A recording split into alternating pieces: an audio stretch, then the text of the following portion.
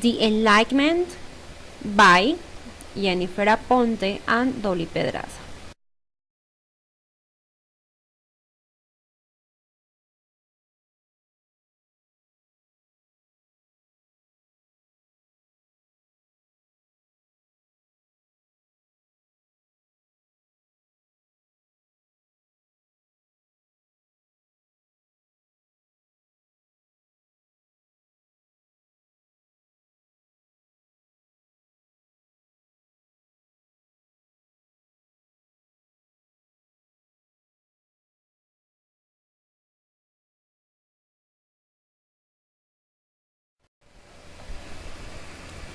It is called enlightenment, the movement for intellectual, cultural, ideological, and political renewal that emerged in Europe as a result of the progress and diffusion of new ideas and new scientific knowledge.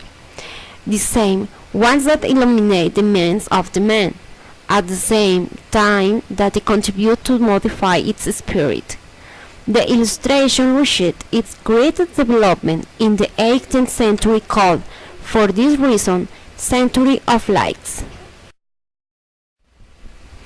Throughout Europe there was talk of living in the age of enlightenment, in which men enlightened by the light of reason had to establish a new organization that could replace the old man or regimen. Under the rule of reason, man asks new questions.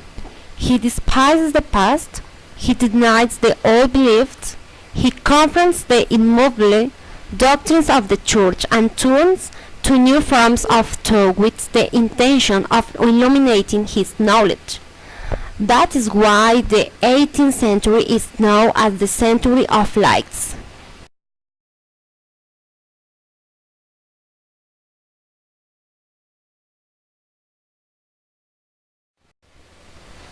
The main features of the Enlightenment are as follows. Number 1. The excessive predominance of reason, free examinations, free thought as exclusive gifts of men, not only in the pursuit of knowledge and increase of knowledge, but also in the study of time and his culture. Number 2. Criticism of the prevailing order of things, manifested by a marked tendency to depart. Number 3. From the abstract that is from the incomprehensible in the science. Number 4. Of the revelation that is of the truths of Catholic Church in religion tending to tolerance. Number 5. Of tradition, that is, of absolutism in politics. Number 6.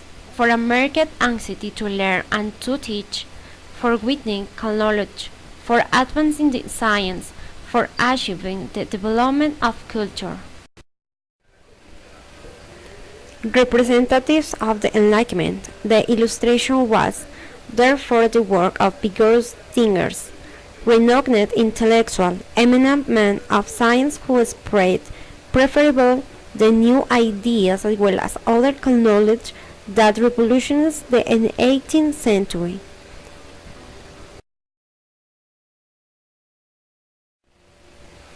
Look, the philosophers, also called political thinkers, were those writers of great talent, renowned intellectuals who studied firmly the political and social situation and then criticized the errors of the old regime, defended the abolition of social inequality. Voltaire was born in Paris and has achieved celebrity as literary historian and philosopher. Possessed of a keen and wide spirit, he was the most relentless and crushing critic of regime and the clergy. For this he used satire and mockery.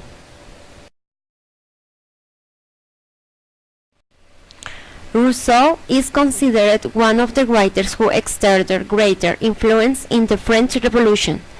because not only was he concreted to criticize the errors of absolutism, but going further he was in favor of a radical reform.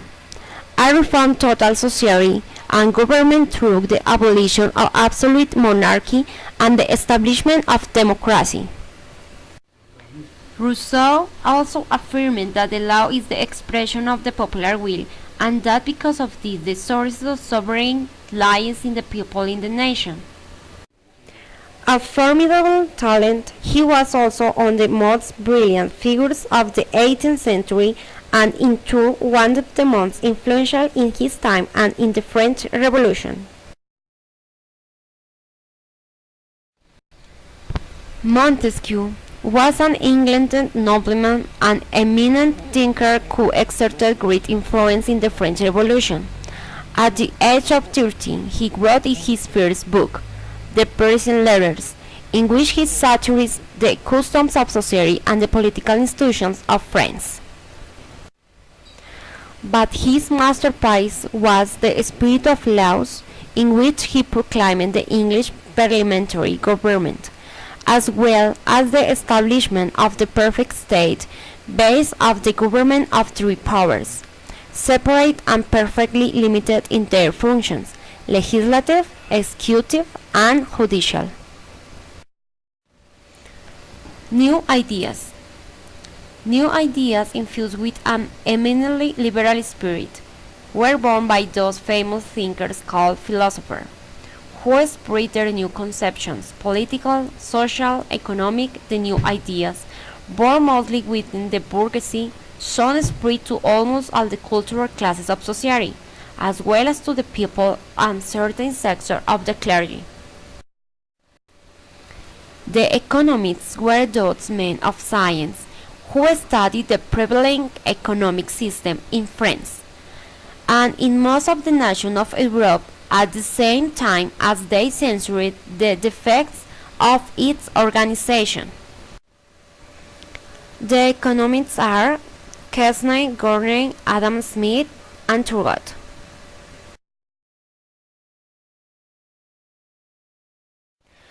They defended the freedom of industry, commerce, and labor, and also advocated a fair distribution of taxes among all classes of society. They therefore had as their primary purpose the increase of national growth through the intensification of all economic activities, as well as the elimination of obstacles and unnecessary state controls. In the 18th century, the encyclopedia appeared, a monumental work published in 28 volumes, a true compilation of human knowledge gathered to achievement: science, arts, letters, politics, religion, and morality. Authentic dictionary writing by a group of philosophers, economists, and men of science.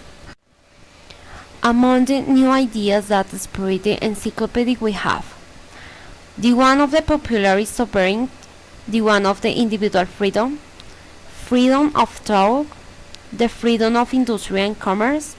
He also attacked religious ideas and monarchical absolutism. The encyclopedia wants the maximum vehicle of the ideas of enlightenment for its critical and liberal spirit.